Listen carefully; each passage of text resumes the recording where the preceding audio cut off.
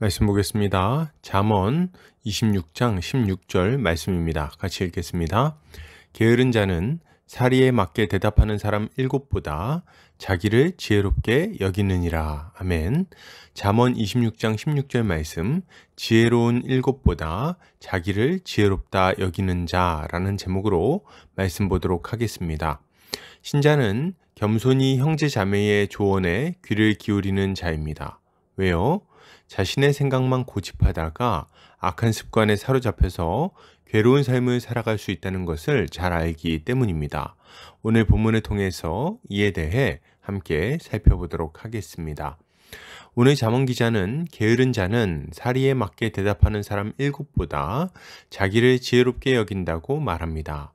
이것을 타번역본에서는 게으른 뱅이는 신중하게 대답하는 7사람보다 자기를 더 지혜롭다고 생각한다 라고 번역하고 있습니다. 본문은 게으른 자 한 사람과 사리에 맞게 대답하는 7사람을 대조하면서 게으른 자의 교만함과 분별력 없음을 강조하고 있습니다. 이것은 다른 이의 조언과 책망을 가볍게 여기고 무시하는 교만한 자가 게으름에서 비롯된 고통스럽고 빈곤한 삶에서 벗어날 수 없다는 것을 교훈하는 동시에 신자는 지혜로운 형제의 권면에 귀를 기울여서 고통과 빈곤을 가져오는 게으른 삶에서 벗어나야 한다는 것을 교훈하는 말씀이라 할 수 있겠습니다.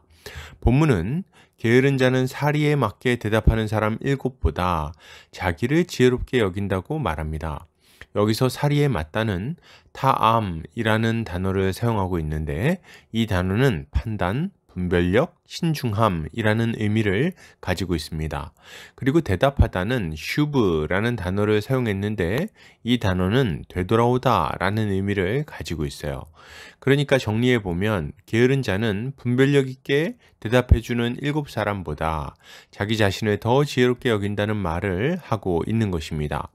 이것은 게으른 자가 왜 계속해서 고통과 빈곤함에 머물러 있는지를 잘 알려주고 있는데 이 게으른 사람은 현재의 악한 상황에서 벗어나기 위해 필요한 것을 분별력 있게 조언해 줘도 그것을 무시하고 듣지 않는다는 것입니다. 게으른 사람은 고통스럽고 빈곤한 삶을 살아가게 됩니다.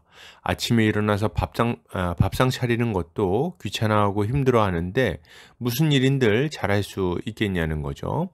그는 게으름에 완전히 사로잡혀서 반드시 해야 하는 일마저도 괴로워하고 살아갑니다. 또한 일을 할 수밖에 없는 현재의 상황에 대해서 불평하고 원망하는 삶을 살아가기도 하죠. 또한 이 사람은 빈곤한 삶을 살아가게 됩니다. 일하지 않으니 풍족할 수가 없는 거예요. 게으르다고 해서 욕망이 없는 것은 아닙니다. 도리어 남아도는 시간을 자신의 욕구를 채우기 위해 사용하게 마련이에요. 그런데 형편이 좋지 않으니까 어떻게 되겠습니까? 당연히 그 빈곤함으로 인해 괴로워하고 힘들어하게 되는 거죠. 그리고 자신의 이런 처지에 대해서 비관하면서 상황이 더 나빠질 것에 대해 걱정하고 염려하곤 합니다. 이것이 게으른 사람의 삶이라고 할 수 있는 거죠. 그러면 이런 고통스럽고 빈곤한 삶에서 벗어나려면 어떻게 해야 될까요? 답은 아주 단순합니다. 현재의 어그러진 삶의 구조를 바꾸는 것 외에는 방법이 없어요. 습관을 바꾸고 환경을 바꾸고 만나는 사람들도 바꿔야 되겠습니다. 삶의 우선순위를 정해서 중요한 일들을 하나하나 정리해 나가야 합니다. 일을 뒤로 미루거나 편법을 동원해서 일을 쉽게 하려는 태도를 빨리 버려야 되겠어요. 이런 태도들이 습관이 되어서 우리의 영혼과 삶을 좀먹기 때문입니다. 이렇게 하나하나 삶의 모습을 바꾸어 나가기만 하면 자연스레 이 사람의 삶에 뿌리내려 있던 고통은 줄어들게 될 것이고 빈곤에서도 벗어날 수 있게 될 것입니다. 참 쉽고도 단순한 방법인 거죠. 문제는 뭡니까? 이 게으른 사람은 이 단순하고 쉬운 방법을 알려줘도 그것을 듣지 않고 거절해 버린다는 것입니다. 게으른 자가 계속해서 게으름 가운데 머무르며 빈곤하고 괴로운 삶을 살아가는 이유는 아주 단순합니다. 그가 교만하기 때문이에요. 무슨 말입니까? 그 주변에 있는 사람들이 그를 돕기 위해 지혜를 짜내가지고 탁월한 계획도 짜주고 권면도 해주고 동기부여와 조언도 해주는데 그럼에도 불구하고 그 모든 말을 무시한다는 것입니다. 어느 날 친구가 와서 얘기합니다. 야, 친구야. 내가 생각할 때 너 아침에 시간이 좀 비는데 그 시간에 좀 운동 좀 하면 어때? 그러면 활력도 생기고 하루를 좀 길게 활용할 수도 있잖아. 가족들도 말합니다. 야, 자꾸 집에만 있지 말고 나가서 친구도 좀 만나고 그래라. 응? 누워만 있지 말고. 교회의 형제 자매들도 말합니다. 아, 형제님, 예배부터 나와야 돼. 응?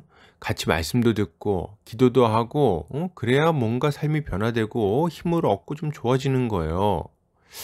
이 모든 조언과 권면은 이 사람을 향한 애정어린 관심에서 비롯된 것이라고 할 수 있을 것입니다.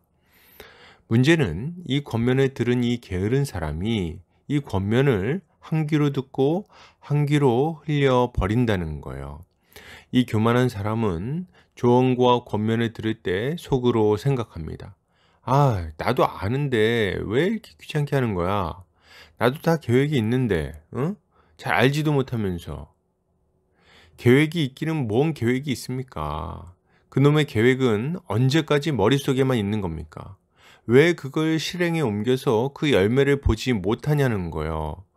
이 어리석은 사람은 자신의 게으름이 자신의 인생을 망치고 있다는 것을 알면서도 다른 이의 진심 어린 조언을 무시하는 것입니다. 그러니 그 삶에 무슨 변화가 있겠냐는 거예요. 그러므로 여러분, 이것을 생각할 때 신자가 가져야 될 마땅한 모습은 무엇일까요?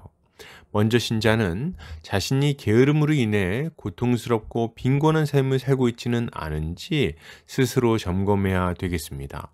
그리고 자신의 삶이 지금보다 더 나은 모습으로 변화되기를 바란다면 주변에 있는 지혜로운 자들, 믿음이 있는 자들과 교제하며 조언을 구해야 하겠습니다.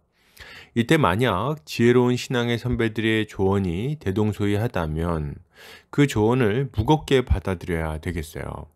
물론 조언을 들을 때 속으로는 여러 가지 생각이 들 수 있겠죠. 아니, 내 상황을 알지도 못하면서 내가 어떤 마음인지 자기가 알기나 알아? 그렇죠.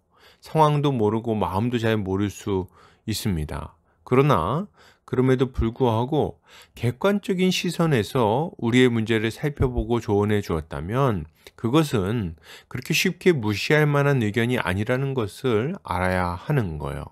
더군다나 두세 사람이 동일한 조언을 하고 있다면 그것은 우리에게 무언가 뚜렷한 문제가 있다는 말이거나 혹은 지혜로운 자들의 눈으로 볼 때 현재의 안 좋은 상황을 변화시키려면 그 조언에 따르는 것이 가장 좋다는 말을 하고 있는 것입니다. 생각해 보십시오. 지금까지 우리가 해온 방식으로 삶이 바뀌지 않은 거 아닙니까? 그래서 힘들고 괴로웠던 거 아니에요? 그런데 그것을 그렇게 대단한 지혜처럼 붙들고 있으면 되겠냐는 겁니다. 우리는 지혜로운 형제들의 조언을 듣고 우리의 삶을 겸손히 바꾸어 나가야 하겠습니다.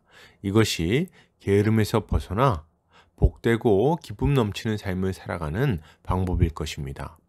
결론을 드립니다. 여러분, 게으름을 가져온 우리의 지혜를 신뢰하지 맙시다. 그것은 지혜가 아니라 어리석음이에요. 우리는 지혜로운 형제들의 조언에 귀를 기울이고 우리의 삶을 바꾸어 탁월하고 복된 삶으로 바꿔나가야 할 것입니다. 오늘도 주님의 지혜로 승리하는 성도님들 되시기를 주의 이름으로 축복합니다.